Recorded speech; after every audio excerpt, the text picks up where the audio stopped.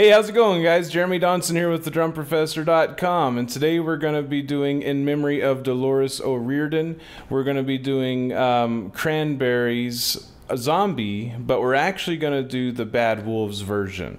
That one has been more heavily requested than the original version, but either way, man, Dolores O'Riordan, the lead singer of the Cranberries, who tragically passed away this year in 2018, was an amazing musician. Came out with some great songs, and it was just so sad to hear about her passing. But I really appreciate what the Bad Wolves did here for her and her family.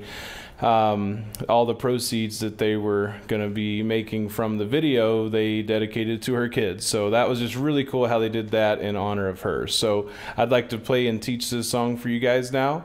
If you have any questions, as always, please don't hesitate to ask. That's why I'm here, to help out. So we're going to get started at the beginning of right before where the drums come in. Here we go.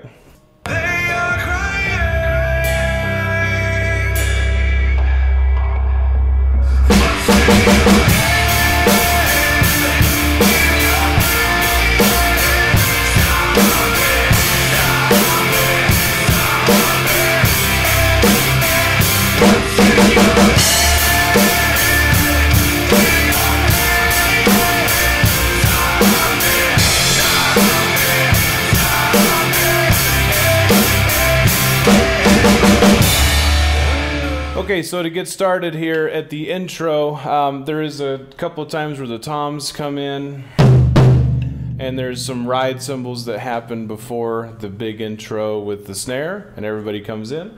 But basically, what you're going to do on the ride is very simple. It's your timekeeper to make sure that you're counting correctly and on time, coming in for the fill. So they are crying. 1, 2, 3. So once you do that, we're just going to count like how to learn how to come in based on his singing. So let's actually listen. That'll be the easiest way, because I am not a professional singer, okay, and I don't want to hurt your ears. So here we go. I'm going to start it at about 58 seconds. This is on the audio version. 1, 2, 3. One more time. 1, 2, 3.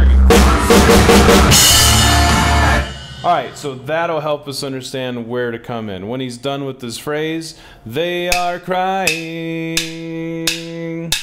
1, 2, 3. Alright, and then you come in. Now let's work on this fill, and you don't have to hear me sing anymore. Or whatever you want to call what that was. But anyway, so the fill here, you're going to do right hand first, and then 4 more snares, and you're going to start with the right hand again. And again, this is assuming you're right-handed. So right, left, crash.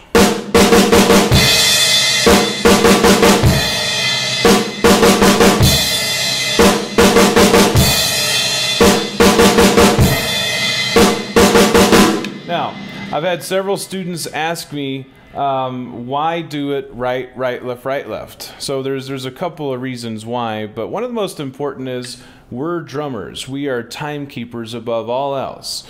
Now, obviously, we want to not be, we want to be pretty busy and have a lot of fun behind the drums. We don't want to have like a quote-unquote boring part or something. So we always want to add flavor to the song, and that's great. And I, for one, absolutely love to do that. I like to listen to a lot of songs and add a ton of stuff, but not to where it's too muddy, but to where it just is a full blend and full balance of drumming. And Neil Peart said it best, how he looks at drumming. There's a saying that says less is more, and I absolutely agree with that for the most part. But I really appreciate and respect his point of view on that. And it was, instead of the glass half empty, in other words, like less is more, and making sure you don't muddy up the music, what he does is he likes to practice it a lot and add all kinds of crazy stuff. Like he'll pick some kind of crazy fill and try to put it in the song in different pieces in different parts of the song, like break it up in different parts. I mean, that's how he came up with some of the really awesome fills that he does in those songs. But he looks at it like this. I'm going to have it overflow, a cup overflowingly full, and then trim it down to where by the time he's done, he has a full glass or a full piece of drum music for the song that's not too much.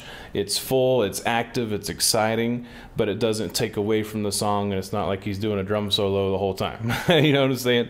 So, but that's how I really like to approach that. But anyway, so the fundamental reasoning behind this kind of goes back to, even if you're going to have a glass half full, or if you're going to do the less is more, you want to make sure that you have good fundamentals to build on, whichever way you look at that, whichever aspect.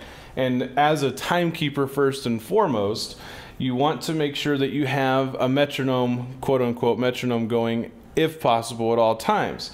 If you do right, left, your right hand never changes. That's like your metronome to help you make sure you got the timing of that pause there. Now, if you also look at it like this, let's say we just added that left hand in instead of a pause, it would sound like this.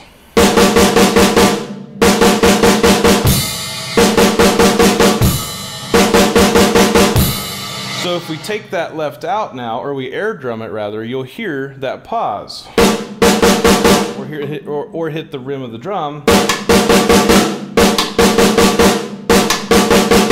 So now you see that's the rhythm that we come up with. So that's just a really helpful tool. If you had any issues with the timing of that, that'll definitely help you fix that. So right, left, now you know the why behind it. And I always love questions like that. So if you want to know why, it's not important because the drum professor said so, or my drum teacher said so.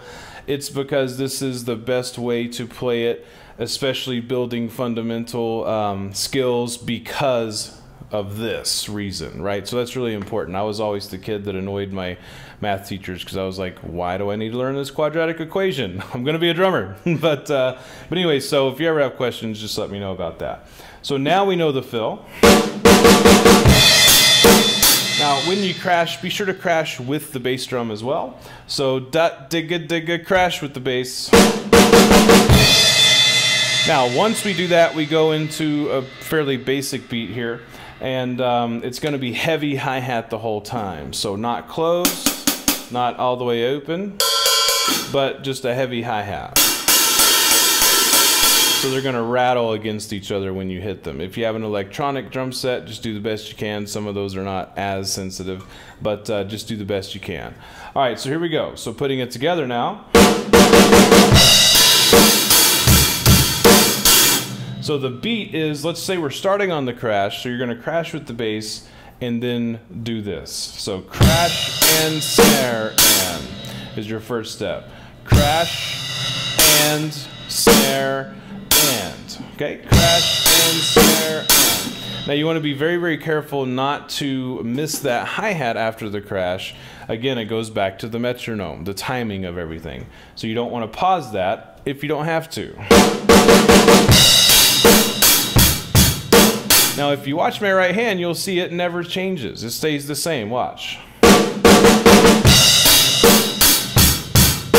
Never a pause, never nothing. It's right, same time, without any gaps or speeding up or slowing down or pausing at any time. It's because of the sticking, and it really helps you stay on time. This song, I would say the hardest part of this song, or this part that we're going over anyway, is making sure you're not playing it too fast. That would be the most challenging. And then, of course, the snare part later, that's more of a rudimentary aspect. But okay, so now that we understand that, crash and snare and, next is bass, snare and. So crash and snare and bass, snare and. Crash and snare and bass, snare and. Now putting that together and then adding the crash and then the next fill.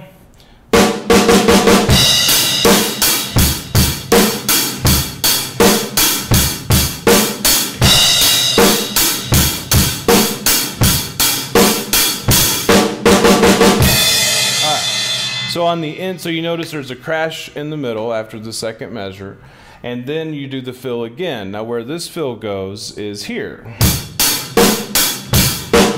So instead of going bass and snare and bass, you're going to go bass, send, snare, and bass, snare, and start the fill instead. So instead of going, you do this, start the fill.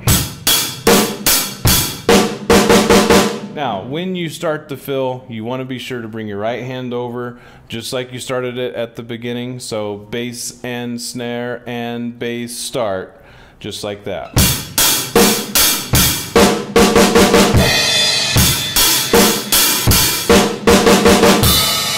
Now, the crazy part about all this is my right hand has never stopped doing this, ever, right? It just does the same thing the entire time, no pause, ever so far. So that's really neat, I think. You can just keep it going, even though you're adding crashes and fills and all that, it doesn't matter. It stays the same. It's never changing. That's really cool. All right, and that is that section of the song. Now, the second time you do it, you do the same exact thing again, exactly the same. There's no differences whatsoever. It's the same thing. So let's go ahead and put both of them together without music. All right, so here we go from the fill. So I'm going to count off so you can play it along with me. I'm going to go 1, 2, 3, start. So it's going to be on a pickup note. It's going to be on an and. 1 and 2 and 3 and. So you come in on the and.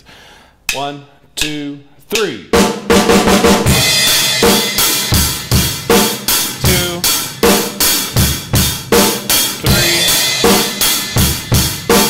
4, 1,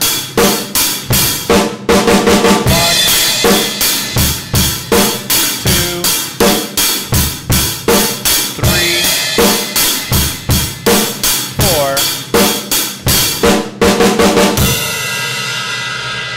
All right, and that is the section. Then you pause and you go to the ride cymbal again, like you did prior to this intro fill.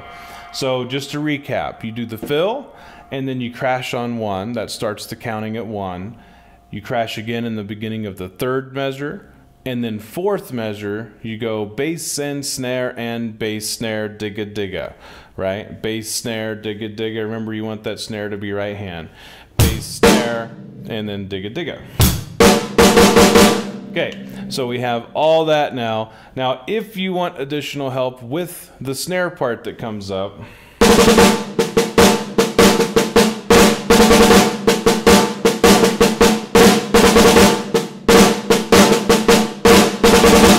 now, there's several ways we can do that. That's one example. You can do it a different way. The drummer does it slightly different than what I did.